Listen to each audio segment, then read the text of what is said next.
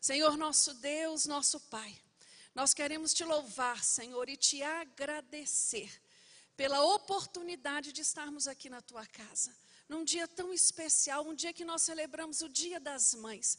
Nós sabemos que o Dia das Mães é todo dia, mas escolheram uma data para celebrar. E hoje nosso coração se alegra, Deus, mas neste momento nós queremos entregar a nossa mente e o nosso coração ao controle do Espírito Santo de Deus. Ministra em nós, fala conosco, queremos aprender mais de Ti, queremos ouvir a Tua voz, queremos conhecer aquilo que o Senhor tem reservado para nós nesta manhã. Ó Espírito Santo de Deus, seja bem-vindo neste lugar.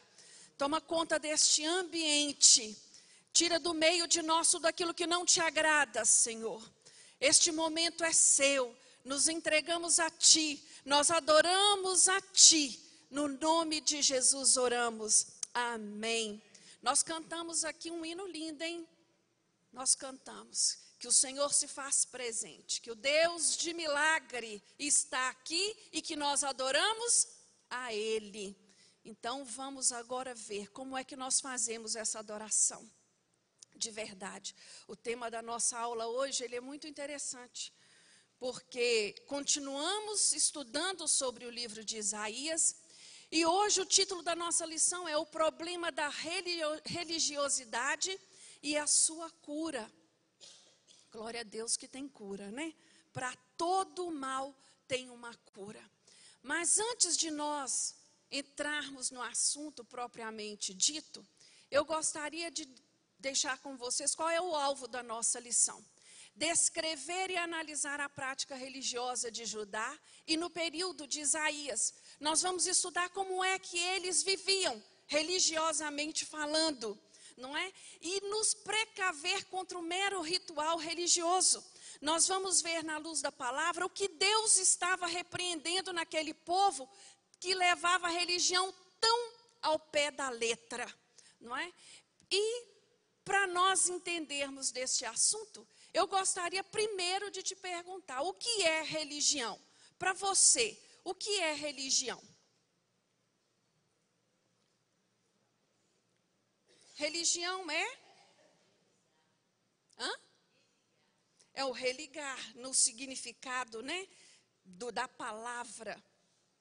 Mas nós, quando vamos a um dicionário, né, buscar o significado dessa palavra, nós vamos ver que é um conjunto de sistema cultural e de crença, além de visão do mundo, que estabelece os símbolos que relacionam a humanidade com a espiritualidade. O significado da religião no seu sentido mais amplo, né? Nós sabemos que neste significado existem aí narrativas, existem símbolos, tradições e histórias ligadas a cada religião. Qual é a nossa narrativa, a narrativa da nossa religião? A Bíblia. Qual é o símbolo da nossa religião? A cruz. A cruz. Então, todas as vezes que nós vemos uma cruz, nós sabemos que aquilo se refere ao quê? Ao cristianismo, não é? Ao sacrifício de Jesus. Então, entendendo o que é religião, eu preciso entender o que é religiosidade. O que é religiosidade? No seu sentido mais amplo, né? É o termo que abrange, que nós usamos para se referir ao aspecto da atividade religiosa. No seu sentido mais restrito, nós usamos a palavra religiosidade para medir o grau de uma pessoa, quanto ela é mais ou menos religiosa, não é? Mas no estudo de hoje, nós vamos ver que uma pessoa presa à religiosidade, ela está apegada apenas à aparência. Ela está apegada apenas ao ritual. A preocupação do religioso é aquilo que os outros estão vendo a respeito dele. Aquilo que os outros pensam ao respeito dele. E isso é uma coisa muito grave, muito séria, porque o coração de um religioso está longe daquilo que a palavra de Deus deseja de cada um de nós. A palavra do Senhor nos chama a sermos purificados pela fé. E o religioso, falta nele fé para isso. Ele quer, sim, ele vem à igreja, sim. Ele sabe que Deus é Deus, mas o seu foco, o seu alvo é outro. E o que estava acontecendo na época de Isaías era um problema parecido com esse. Isaías foi um homem que profetizou 740 anos antes de Jesus, nós já sabemos isso. O seu ministério de 40 anos cobriu 5 reis, nós também já sabemos isso. Lá no livro de 2 Reis, a partir do capítulo 15, nós temos a descrição deste período da história do povo de Israel e de Judá, porque neste momento da história eles já eram divididos em 2 reinos. E em 722 a.C., o reino do norte, Israel, é levado pela Síria e levado em cativeiro e transformado em escravo. Isaías profetizou sobre isso, ele falou sobre isso. O povo do norte, do reino do norte, tinha uma doença grave inserida na sua população. O pecado do reino do norte era a idolatria. Por este motivo, eles foram castigados, porque eles não conseguiram reconhecer e voltar dos seus maus caminhos. Então, eles foram levados cativos. No momento que acontece isso com o reino do norte, era para ajudar a se sentir o quê, irmãos? Com medo. Se sentir, parar para pensar. Meu Deus, se os nossos irmãos aconteceu isso com eles, espera aí, vamos rever os nossos valores, vamos rever as nossas práticas. Mas o que aconteceu com Judá foi diferente. Judá se encheu de orgulho e começou a dizer bem feito para eles. Nós é que somos mesmos escolhidos de Deus. Nós estamos servindo a Deus, por isso que a Síria não veio até nós. Só que Isaías se levanta para combater o problema que havia naquele lugar. Um mal que não era menor, nem menos grave do que acontecia no Reino do Norte, que era a religiosidade. Eles eram um povo que aplicavam a lei nos seus mínimos detalhes, mas o coração estava longe de servir ao Senhor. Abra sua Bíblia no livro de Isaías, capítulo 1. Mantenha ela aberta.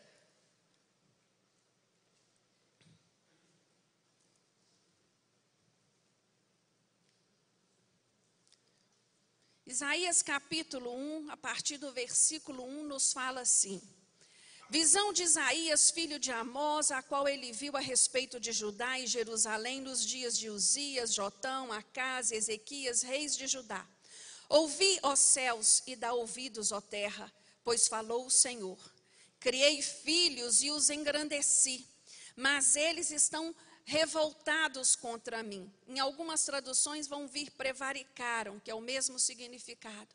O boi conhece o seu possuidor e o jumento a manjedoura do seu dono, mas Israel não tem conhecimento, o meu povo não entende. Ai da nação pecadora, do povo carregado de iniquidade, da descendência de malignos, dos filhos corruptores. Deixaram o Senhor, blasfemaram do Santo de Israel, voltaram para trás. Porque seríeis ainda castigados, se mais vos rebelaríeis? Toda a cabeça está enferma e todo o coração fraco. Desde a planta do pé até a cabeça não há nele coisa sã, senão feridas, confusões e chagas podres, não espremidas, nem atadas, nem amolecidas com óleo. Vamos abrir um parênteses aqui. Você consegue imaginar esse estado de enfermidade em alguém? Espiritualmente era assim que essas pessoas se encontravam, cheias de chagas, cheias de feridas, com pus. Meu Deus, que coisa horrível.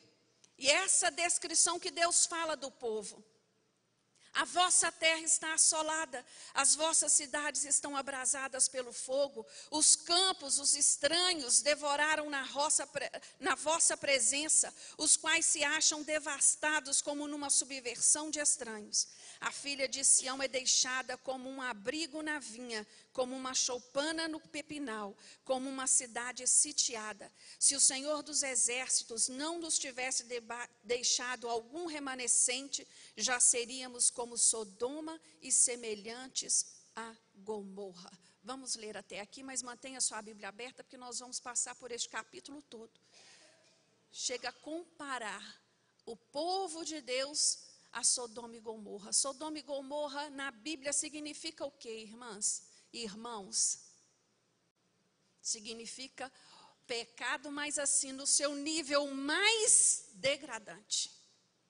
Mais degradante. O mais baixo que a humanidade possa chegar, que uma população, que uma nação possa chegar, se compara a Sodoma e Gomorra. E Judá, apesar de ser mais piedosa do que Israel, Isaías detectou sinais perigosos na religiosidade deles. Primeiro, injustiça social. Aquele povo vivia um momento da história onde os ricos oprimiam os pobres. Segundo, o sacrifício que traziam tão fielmente em consonância com a lei eram desagradáveis a Deus.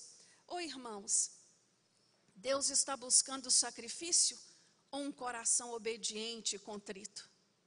Um coração obediente, contrito. Corrupção dos padrões morais. Lá em Isaías 5:20, Isaías vai nos dizer que eles estavam chamando o mal de bem. Alguma semelhança é mera coincidência nos dias de hoje, não é? Hoje nós vivemos esta sociedade que chama o mal de bem. O que é errado é que está certo. E o que está certo é antiquado, ultrapassado, é fanatismo. Esta sociedade. E, por último, ele vai descrever que as mulheres eram preocupadas somente com a aparência. No reino de Judá havia um declínio moral e espiritual, né, e político dessa nação. E essas mulheres eram conhecidas por buscarem muito as coisas do mundo.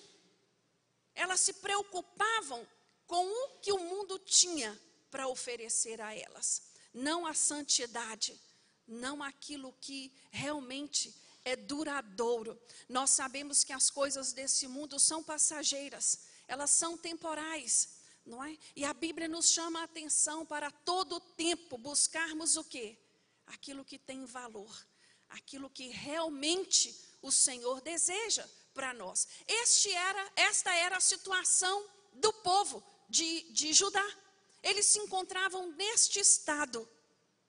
E aqui Deus vai começar a falar com este povo o que estava acontecendo ali e o que precisava ser mudado. É interessante, irmãos, porque todas as vezes que um povo qualquer cai nesse declínio moral, político e social, ele caiu primeiro no estado espiritual. Muitas das vezes nós olhamos para o nosso país, eu ouço isso muito, todo o tempo nós estamos dizendo, esse país, esses políticos, isso, aquilo, não é? Tanto problema que o nosso país está vivendo. Você entende que o principal problema do Brasil quanto nação é espiritual? Você entende que este país tem a idolatria enraizada nele, a pornografia, a corrupção?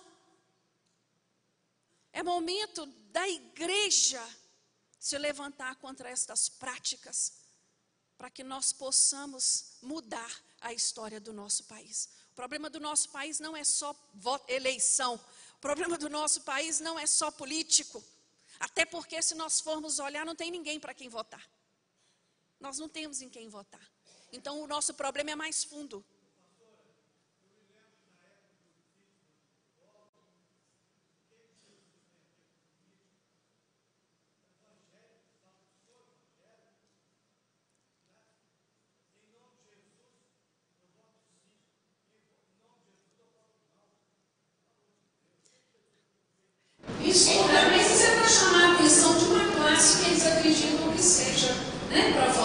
deles. Né? Por isso tem muita gente usando o nome de Jesus em vão, e nós vamos ver isso aqui. Né? Você consegue detectar alguns sinais de semelhante rebeldia na nossa cultura? Claro. Ficaríamos aqui a manhã toda enumerando, né? Quais sinais nós temos na nossa cultura. Mas nós vamos ver primeiro, para entendermos, né, sobre religiosidade, as suas consequências no meio do povo de Deus. Porque quando nós estamos falando de religiosidade, nós não estamos falando de mundano não, né, irmãos?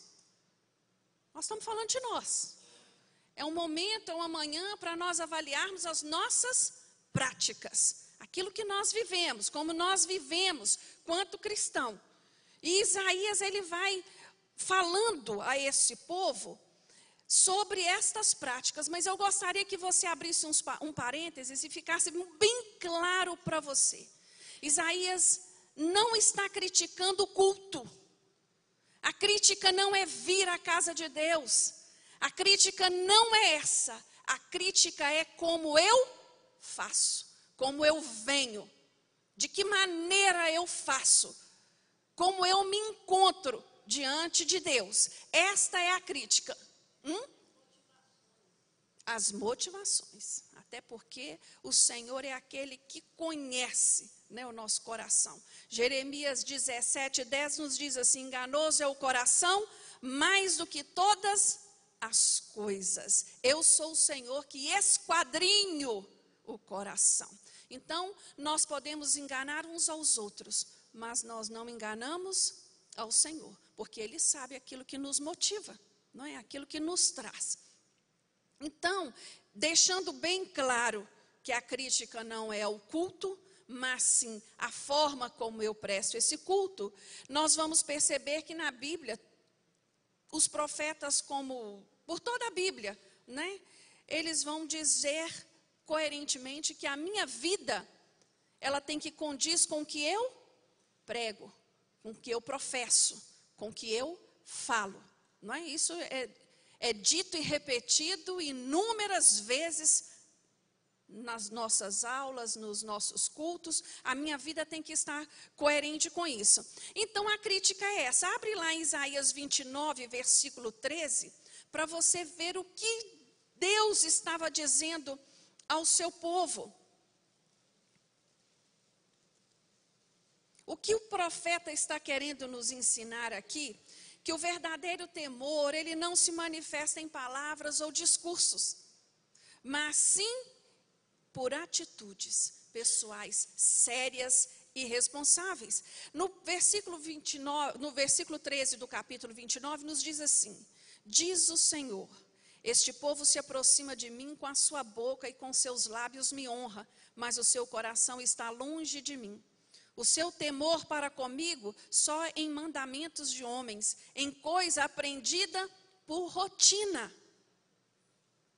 Oi, irmãos, eu fico olhando algo que aconteceu tão distante, né, cronologicamente falando de nós, e tão presente nos dias atuais. Quantas religiões têm aí estabelecido por eles mesmos caminhos para se chegar a Deus? Quantos de nós temos criado essa ilusão, né, de que se eu fizer assim e assado, eu vou chegar a Deus? Mas quem abre o caminho até Deus não somos nós, mas o próprio Deus, que nos deu o verdadeiro caminho, que foi Jesus Cristo. E todo aquele que recebe Jesus no seu coração, ele tem que ter uma vivência diferente. A vida dele tem que ser coerente com esta pessoa de Jesus Cristo, com este nome de cristão. E é isso que está sendo julgado aqui. O povo de Deus, o povo de Judá e o povo de Israel era um povo separado de Deus.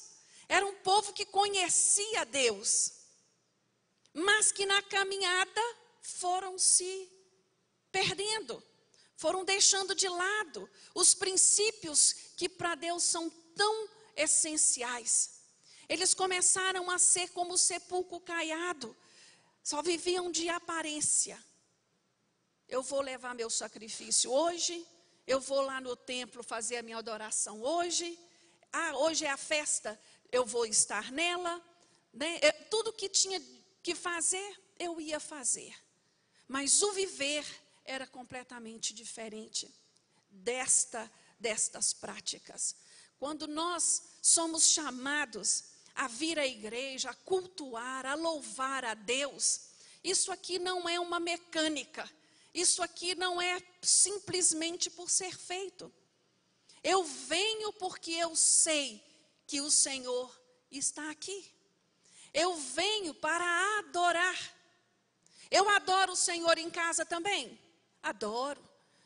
Mas quando eu adoro com a igreja, com o corpo, não é especial? É especial.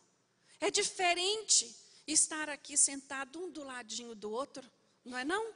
Completamente diferente. A palavra, eu posso assistir o culto através da internet? Posso. A palavra pode falar comigo? Pode. Mas é diferente estar junto. Porque a palavra de Deus diz que aonde há unidade, o Senhor ordena o quê, irmãos? A bênção e a vida. Por isso nós estamos aqui. Isso aqui não é simplesmente uma liturgia. Isso é um tempo que eu tiro do meu dia para adorar ao Senhor. E isso tem que ser feito de coração. Eu tenho que entender isso que eu estou fazendo. Porque senão vira um culto mecânico. Vira um culto mecânico. E aqui nós encontramos Deus dizendo a estes religiosos, lá no versículo 11 da sua Bíblia: de que me serve a mim a multidão de vossos sacrifícios, diz o Senhor. Já estou farto dos holocaustos de carneiros e da gordura de animais cevados. Nem me agrado de sangue de bezerros, nem de cordeiros, nem de bodes. O que é isso, irmãos? O que Deus está dizendo para este povo? Chega, basta. Eu estou cansado deste povo dizer que é uma coisa e ser outra. Não aguento mais. É interessante, meu jeito é o jeito que eu entendo. Ah, irmãos, quanto engano. Ninguém foi chamado para servir a Deus do seu jeito, não. Nós somos chamados para servir a Deus do jeito de Cristo. Ele é o nosso modelo, Ele é o nosso exemplo. Quando eu sou chamada de cristão, eu estou trazendo por trás deste título o quê? Imitador de Cristo. E imitador não faz do seu jeito. Imitador faz do jeito de Cristo. O Senhor, Ele procura pessoas que obedeçam, que sejam fiéis, que sejam justas e não se conformem com o pecado. E quando nós falamos em conformar com o pecado, nós sabemos que hoje está difícil, às vezes, até de dizer quem é crente e quem não é. Porque a conformidade está no meio de nós. Está no meio de nós. Se nós formos olhar para a nossa própria vida, para as nossas dificuldades, para os nossos problemas, nós teríamos uma lista de motivo para não vir ao culto, para não fazer isso, para não fazer aquilo, para não orar, para não ler a Bíblia. Minha vida é muito tumultuada, meus problemas são muito grandes, afinal de contas, a cruz que mais pesa é a minha, não é? Até porque eu não carrego a sua, não vou saber. Mas o Senhor nos chama a sermos obedientes, a sermos fiéis, a sermos pessoas justas. Sabe, irmãos, quando eu olho assim para o religioso, uma pessoa que vive, né, nestes sacrifícios tolos, o que ela está buscando é só isso, admiração.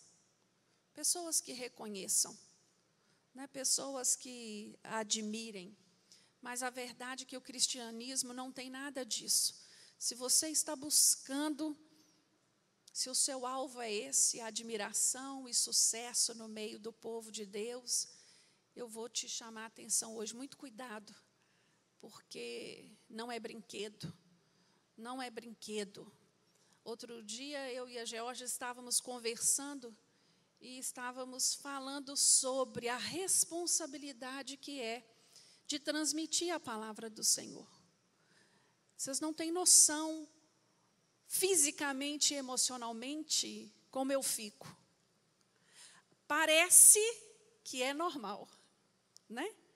Mas no mundo espiritual, há uma batalha muito grande. Então, às vezes, você vem querer algo despreparado espiritualmente.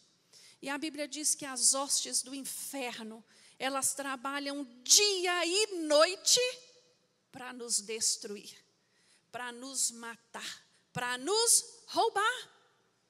Então, nós temos que estar muito bem cuidados espiritualmente, para que não caiamos nessas ciladas, nessas armadilhas do inferno, porque nós somos suscetíveis a isso. Principalmente na sociedade de hoje, que é uma sociedade que aclama o sucesso. Então, hoje é muito comum eu querer o quê? Reconhecimento. Muito comum eu querer a glória dos homens, como disse a Rita. Se eu não tiver cuidado, se nós não nos cuidarmos, é isso que nós vamos, é o que vai acontecer conosco. E, infelizmente, a Bíblia nos diz que a queda da soberba, ela é certa, porque a palavra de Deus nos diz que o Senhor abate o soberbo. O soberbo é quem? O orgulhoso, aquele cheio de si. Esse é o soberbo, não é? Então, que nós tenhamos este cuidado. E a religiosidade, ela passa por esse viés de orgulho. Quem é você para vir falar comigo? Eu vou na igreja todos os cultos, minha filha. Eu estou lá, eu sou presente, eu sou assíduo. Ô fulano, você pode dar carona para a irmã que está sem... Não, tenho hora marcada, eu estou com pressa, eu não posso desviar meu caminho. Ah, você pode buscar alguém? Não, sinto muito, hoje não dá. Hoje você me pediu no mau dia. Isso são exemplos muito pequenos, mas que existem e que acontecem.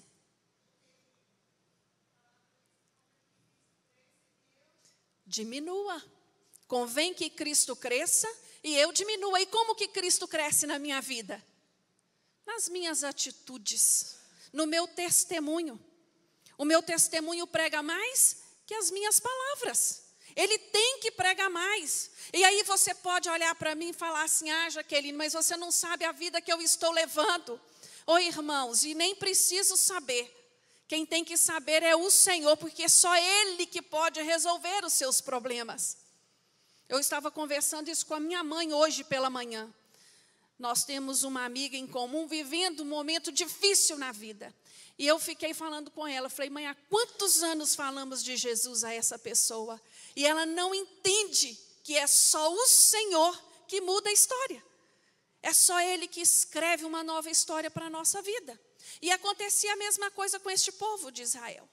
Judá estava tendo Isaías ali pregando. Era só Isaías que pregava aquele povo, irmãos. Oséias, Amós, Jeremias, era muito profeta. E aquele povo não mudava as suas atitudes.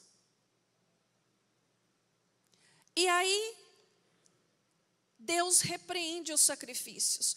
No versículo 12, Deus vai repreender o culto religioso. Ele vai dizer assim: quando vindes à minha presença, quem requereu isso de vossas mãos? Que viesseis pisar os meus átrios. É muito pesada essa palavra. É Deus falando para mim e para você: o que você veio fazer aqui na igreja hoje? Você veio observar a roupa do fulano? Você veio ver se o outro veio ou não? O que você está fazendo aqui na igreja hoje? Você prestou atenção no louvor? Você prestou no que foi dito? Você prestou atenção no que foi dito? Irmãos, quando eu não estou dando aula, eu fico lá atrás. Todos vocês que são frequentes me veem. Lá de trás eu fico observando a Deus, observando a igreja. E nós vemos irmãos no celular, lendo boletim na hora. Boletim é para ler na hora da pregação?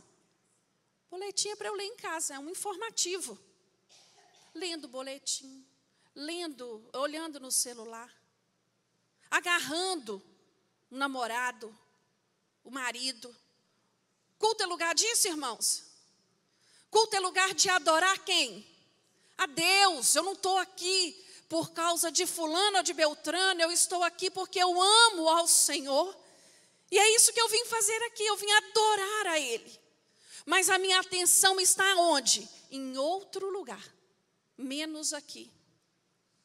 Se eu estou vendo, se eu me entristeço com isso, imagina Deus. Imagina o próprio Deus. Vocês cantaram aqui, Deus está aqui. A Bíblia diz que aonde reúne 2 ou 3, o Senhor se faz presente. Então, todas as vezes que nós nos reunimos, Deus está aqui. Deus está aqui. É necessário que eu entre pelaquela porta, irmãos, entendendo o que eu vim fazer aqui. Que eu deixe a minha religiosidade fora. Que eu entenda que eu vim à igreja prestar um culto a Deus. Que nunca eu e você venhamos ouvir Deus falar auditivamente a nós. O que você veio fazer aqui? O que você veio fazer aqui? Esta era a pergunta que Deus fez àquele povo. No versículo 3, versículo 13...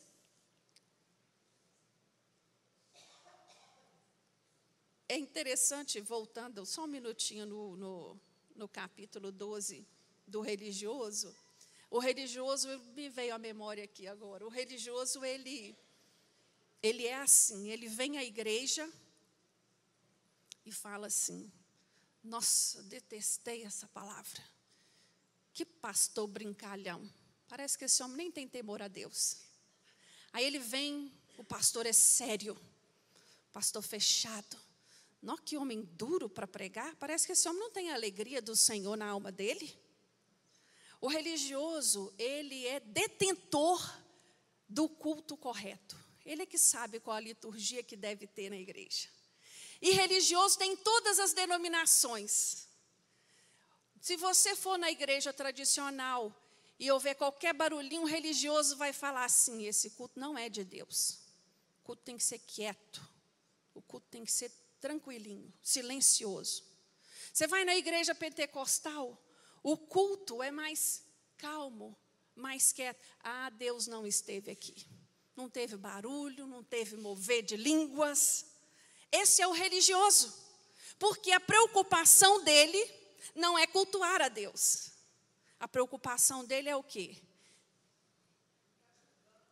Observar, né? Ele fica ali observando. Só observando, né, para dizer aonde está o defeito. Lógico, ele não recebe, porque não teve essa oportunidade, né, de abrir o seu coração. A preocupação é outra.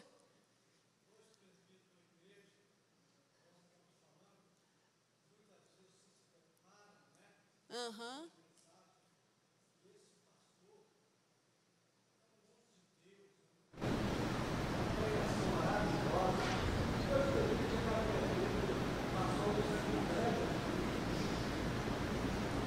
Crítica vem de todos os lados, né? Isso título não impede ninguém de ser criticado, né? Nem ser alvo. Isso acontece no nosso meio. Mas Deus vai e fala assim, no versículo 13. Você está com a sua Bíblia aberta aí? Não continueis a trazer ofertas vãs. O incenso é para mim abominação, como também são as luas novas, os sábados e a convocação das congregações. Não posso suportar iniquidade, nem um ajuntamento solene. Não trazei ofertas vãs. Aqueles que estão preocupados com a religiosidade, me lembra muito lá em Lucas capítulo 21, de 1 a 3, Jesus observando, né, os ricos a levarem as suas ofertas, e ele vê uma viúva. E ele fala, verdadeiramente, essa trouxe tudo o que ela tinha. O que Jesus estava dizendo ali? Traz tudo que você tem e põe no gasofilácio? Não, ele estava falando de amor, de doação, de entrega, de entendimento.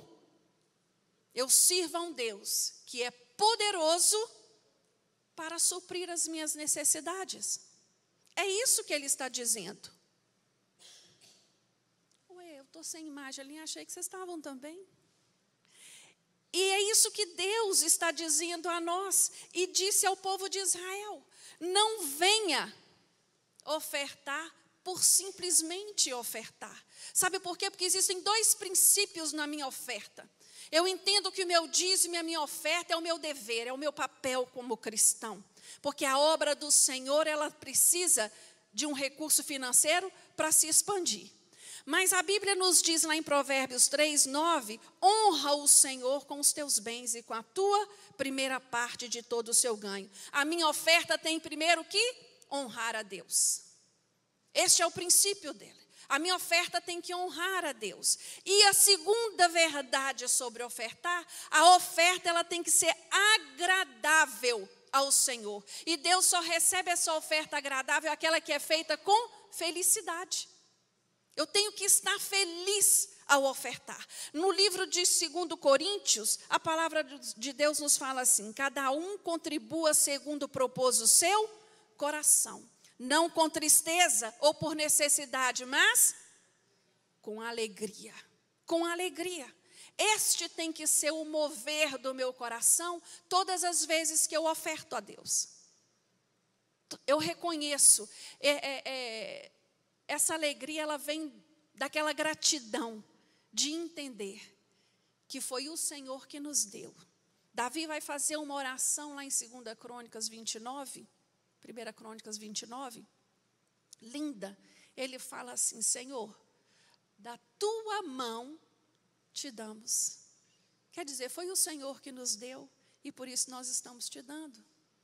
Como gratidão pelo teu cuidado, pela tua provisão, pelo teu amor a nós. É isso que a palavra de Deus nos diz. E aqui ele está criticando: olha, não vem trazer oferta vã para mim não.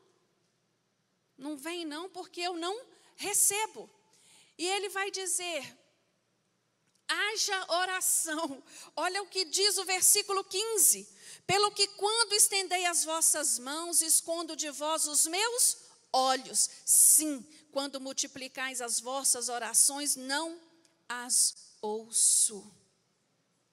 Ah, que coisa triste, meu Deus do céu.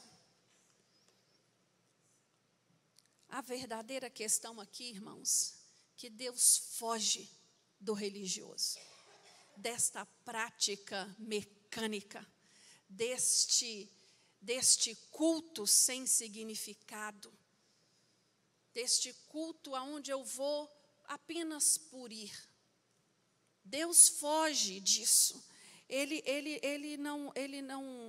O religioso, ele está com as suas mãos repletas de pecado, porque ele ainda não entendeu que é preciso mudar. E o religioso, irmãos, ele conhece o milagre de Deus, ele conhece a Deus. Há um versículo no livro de Apocalipse, no livro de Mateus, versículo 22 e 23, Jesus, ministrando, ele vai dizer lá, que muitos dirão a ele naquele dia: Senhor, Senhor, no seu nome eu preguei, no seu nome eu expulsei demônios, No seu nome eu visitei, no seu nome eu orei, vou aumentar essa lista por minha conta, tá? No seu nome eu fui na igreja todos os domingos, todos os cultos. No seu nome eu fiz e aconteci. E o Senhor vai responder assim: nunca vos conheci, apartai-vos de mim. Apartai-vos de mim. Jesus estava falando para quem? Para mim, para você que conhecemos a Ele. Que conhecemos o Deus. Conhecemos a Jesus.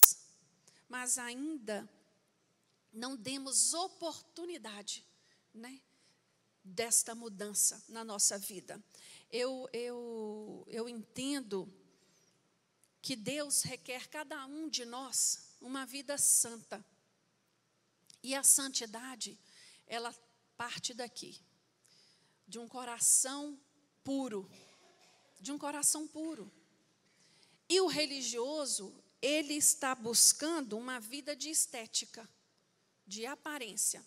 Você já deve ter ouvido falar, né, que existe a linguagem, as palavras do vocabulário cristão, não existe? Tem gente que faz até piada com isso. Né? Tem aquele jeito de falar de crente, anda como crente, parece que é crente, mas não é. Lembra muito Denorex. Né? Parece, mas não é. E eu penso que nós devemos fazer essa avaliação a nós mesmos diariamente. Nenhum momento aqui você está sendo chamado para julgar o seu irmão e observar o seu irmão. Você está sendo chamado aqui para observar a você. Que tipo de culto eu tenho prestado ao meu Deus? Que tipo de cristão eu tenho sido? O que eu tenho feito com tudo aquilo que o Senhor tem me dado? Com tudo aquilo que eu tenho recebido da parte de Deus? Eu tenho sido obediente, eu tenho sido fiel, eu tenho sido grato. Porque eu me atrevo a dizer que o religioso, ele até acha assim, que Deus não faz mais do que obrigação. Eu faço a minha parte e Deus faz a dele. Estou indo direto na igreja, então, né? Este são os princípios do religioso. Mas eu dou glória a Deus que há cura. Tudo nessa vida tem cura. Para quem, irmãos? Para quem quer. Eu preciso querer a cura de Deus na minha vida.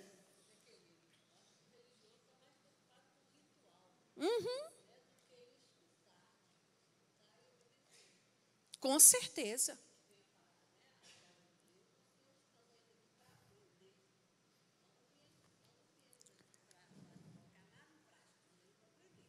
Para aprender e colocar em prática na nossa vida diária, né?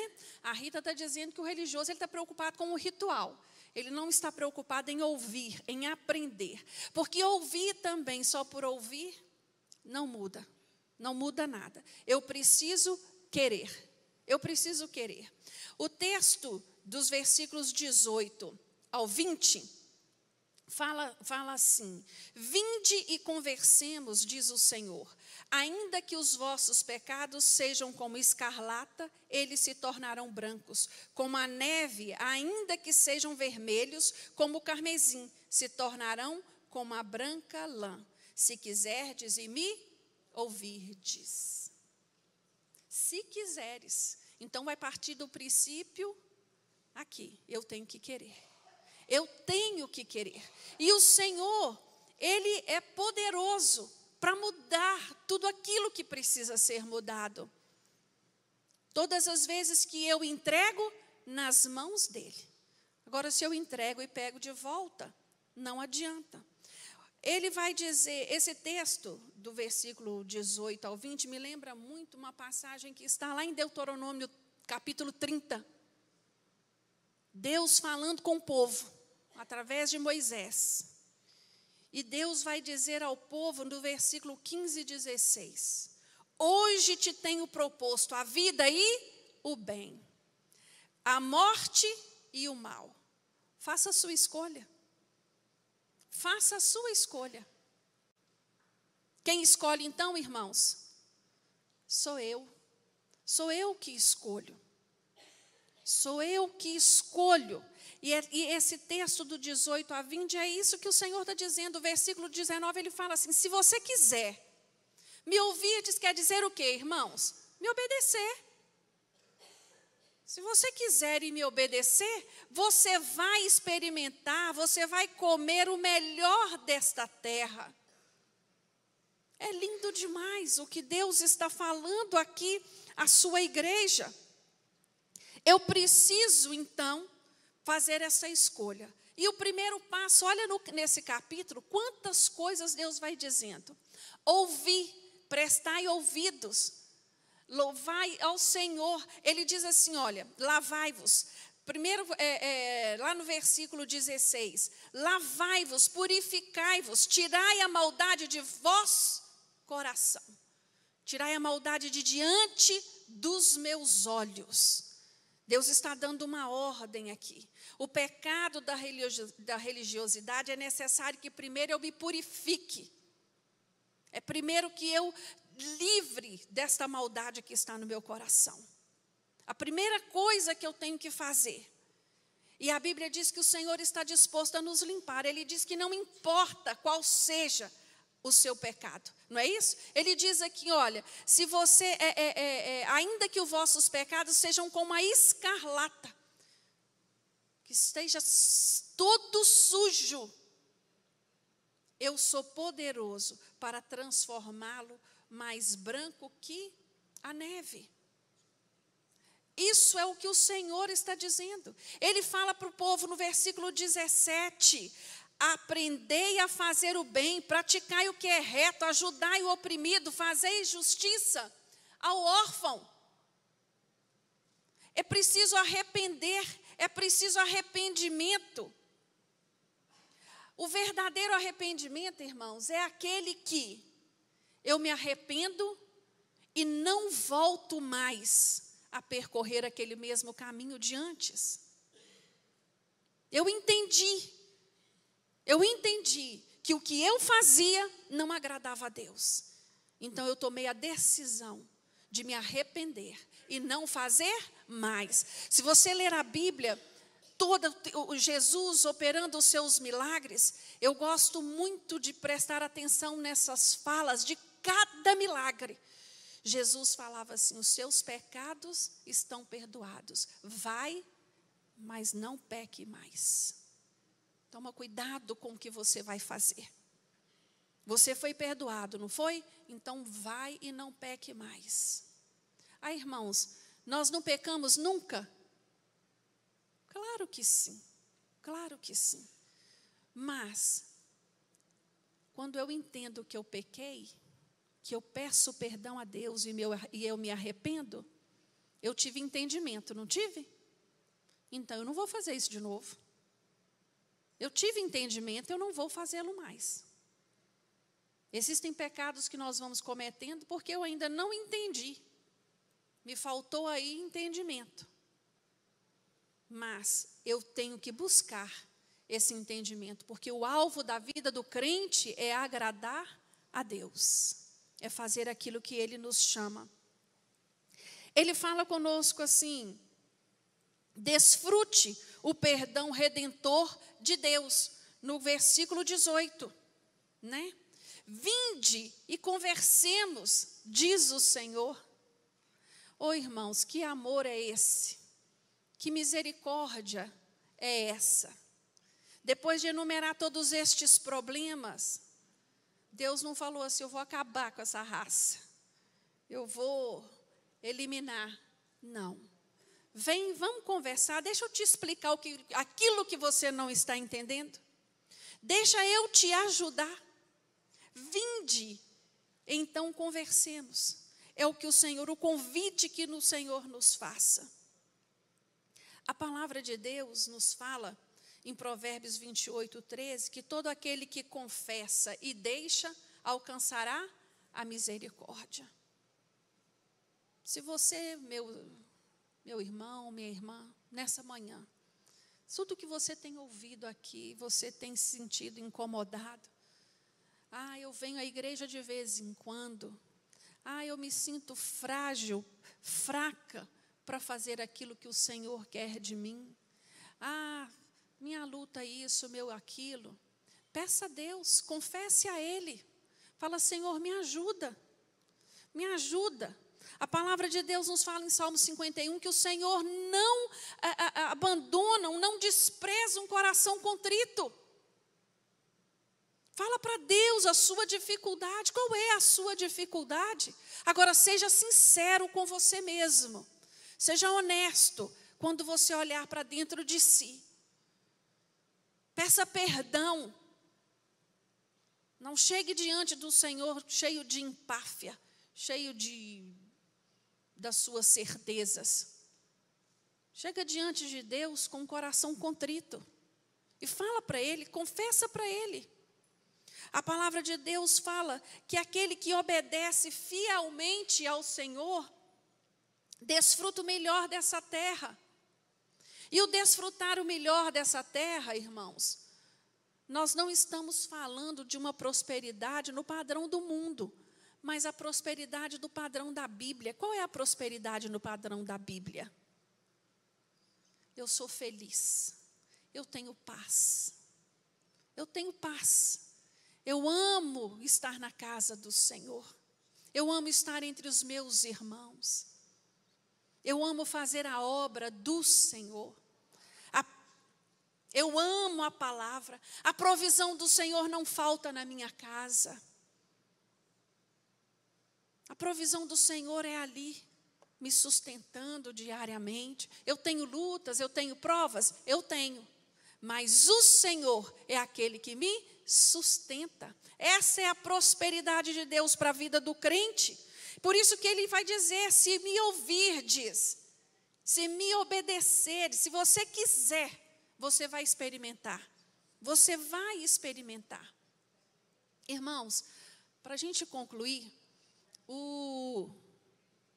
Oi, Lana. Claro.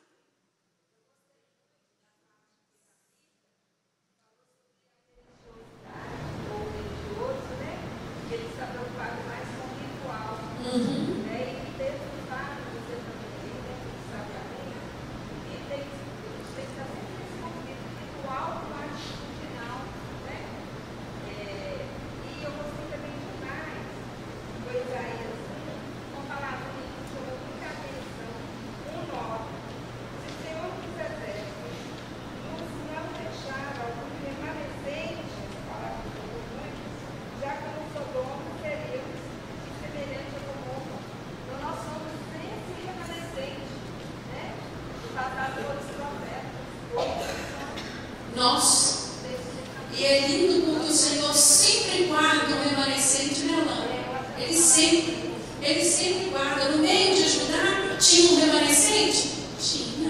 Tinha um povo fiel a Deus ali ainda? Tinha, por isso que não foram destruídos totalmente, né? Sempre Deus tem um remanescente. Mas concluindo, irmãos, o capítulo 1, o nome de Isaías, o significado do nome de Isaías quer dizer Deus salva. Quando nós olhamos para o livro de Isaías, do primeiro capítulo até o último, o que a gente ouve é só palavra de juízo, né? Palavra de juízo. Ele vai dizendo ali, eu vou tratar você. Ele vai terminar o capítulo 31, capítulo 1, dizendo assim: sereis como o carvalho ao qual caem as folhas e como a floresta que não tem água. O forte se tornará em estopa e a sua obra em faísca. Ambos arderão juntamente e não haverá quem os apague. Deus está dizendo aqui que não vai ter bombeiro que apague a situação daquele que não se arrepender. Daquele que não se arrepender. E é lindo nós vermos que para um livro que enfatiza tanto, né, o juízo de Deus e ao mesmo tempo a realidade da esperança, nós temos que estar assim, buscando do Senhor, como a Lana disse, esse equilíbrio. Até onde eu estou sendo religioso? Ou eu estou sendo um verdadeiro cristão? O que é que tem me impedido de ouvir a voz do Senhor? O que é que tem me impedido de experimentar o melhor de Deus para a minha vida? E ali eu buscar com o Senhor. Agora, eu queria fazer um alerta, se vocês me permitem, nesta manhã. Que ninguém presuma a graça de Deus. Que ninguém tome a graça do Senhor como vantagem. A palavra de Deus, ela é muito clara. Deus trata com o rebelde. Deus trata com o rebelde. Como assim você que é mãe, você que é pai, trata com seu filho rebelde, Deus trata com o rebelde. E para nós finalizarmos, eu queria que você abrisse a sua Bíblia no livro de Hebreus. Nós vamos abrir lá no capítulo 10. Hebreus capítulo, o autor do livro de Hebreus nos fala assim, capítulo 10, versículos 26 e 27. Se voluntariamente continuarmos no pecado, depois de termos recebido o pleno conhecimento da verdade, já não resta mais sacrifício pelos pecados, mas certa expectação horrível de juízo e ardor de fogo que há de devorar os adversários. Vai lá para o capítulo 12, por favor, versículo 5. E já vos esquecestes da exortação que vos admoesta como filhos? Filho meu, não desprezes a correção do Senhor, e não desanimes quando por ele fores repreendido. No mesmo capítulo 12, versículo 11, na verdade, nenhuma correção parece, no momento, ser motivo de alegria, mas sim de tristeza. Contudo, depois produz um fruto pacífico de justiça, nos que por ela têm sido exercitados. Enquanto há tempo, meu irmão, minha irmã, arrependa dos seus maus caminhos. Receba o convite do Senhor, vinde e conversemos. Coloca para o Senhor as suas dificuldades. Fala para Ele. Não adianta você falar para mim, não adianta você falar para o irmão, para a irmã, não adianta você falar para ninguém. Mas fale para o Senhor quais são as suas dificuldades e deixa Deus trabalhar na sua vida. Vamos ficar de pé?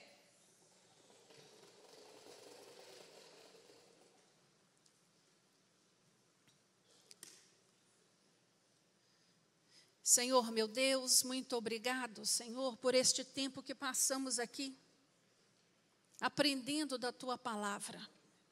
Meu Deus, nós não queremos, Senhor, estar enganados, nós não queremos estar presos a liturgias tolas, a sacrifício tolo. Nós queremos Te servir, Senhor, com inteireza de coração. Purifica, Deus, o nosso coração nesta manhã. Tira, Senhor, tudo aquilo que não Te agrada.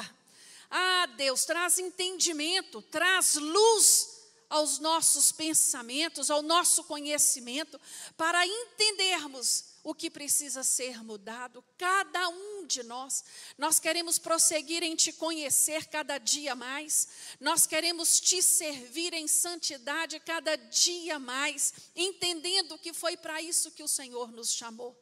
Meu Deus, não nos deixe desapercebidos, que todas as vezes que adentrarmos por aquela porta, possamos ser cheios do Teu Espírito, visitados por Ti, renovados na nossa esperança, na nossa alegria, e que neste dia, Deus, um dia de festa, um dia de celebração, nós possamos sair daqui, Senhor, cheios do Teu gozo em nós, da Tua alegria, porque a Tua palavra nos diz que a Tua alegria é a nossa força. Por isso Te louvamos nesta manhã e Te agradecemos por tudo que o Senhor é, por tudo que o Senhor tem sido na nossa vida e por tudo que o Senhor ainda há de fazer. No nome de Jesus oramos. Amém. Louvado seja o Senhor.